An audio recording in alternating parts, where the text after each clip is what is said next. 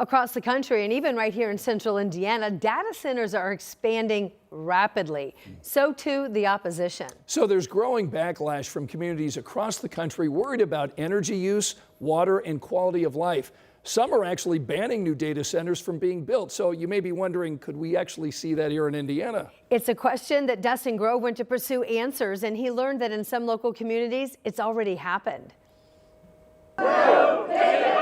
As you can hear, a lot of voices opposing this project. From downtown Indianapolis to the suburbs and beyond. We're from completely different walks of life, but we walk hand in hand. Neighbors and communities are fighting to push the pause button on data centers. What we're not going to do is roll over and let them do whatever they would like to our community. Supporters say data centers bring jobs, tax revenue, and are critical to powering the digital economy. When you think about the future of development and investment in data centers can create a great future for the people of Indianapolis.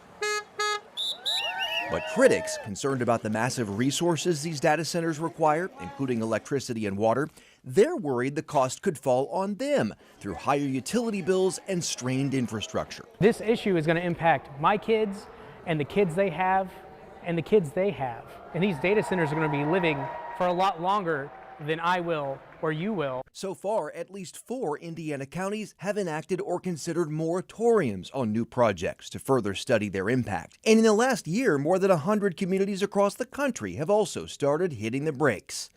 In a first-of-its-kind move, Maine passed a temporary statewide pause on large data centers, and earlier this year the debate even reached Congress. I will soon be introducing legislation calling for a moratorium on the construction of new data centers. So what about here? Should Indiana slow down the incentivizing of data centers until this kind of thing can be studied further? I mean, most of the incentivizing has been done at the local area. Governor Mike Braun not calling for a moratorium, but is supporting oversight. You got to be careful.